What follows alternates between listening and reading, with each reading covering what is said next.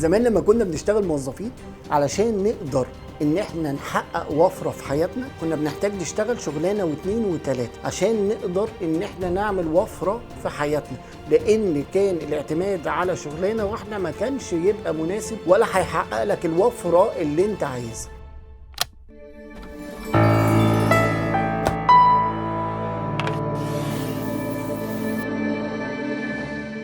في البيزنس علشان تقدر تحقق الوفرة فانت محتاج تبص من فور سايدز وتشوف الوفرة هتتحقق في انهي سايد فيهم، سواء ان انا بعدد انواع العملاء اللي انا بخدمهم واللي انا بقدم لهم المنتج او الخدمة اللي انا بقدمها، او ان انا بعدد المنتجات والخدمات اللي انا بقدمها واعمل لها كلاسيفيكيشن وقادر ان انا اخلي كل منتج وخدمة منفصلة عن التانية، او ان انا بعدد مصادر الماركتينج بتاعتي وبالتالي انا بيجيلي ليدز وبيجيلي عملاء من كذا مصدر مختلف، او ان انا بعدد النقاط البيعية اللي انا بخدم فيها العميل وازاي ان هو هياخد المنتج او الخدمة اللي انا بقدمها له من اماكن مختلفة. فانت عشان تقدر تعمل بيزنس جروث ويكون في وفرة محتاج تشتغل على سايد منهم على الاقل علشان تقدر تشوف البيزنس بشكل مختلف ويحصل فيه وفرة بشكل مختلف. لكن لو انت معتمد على منتج واحد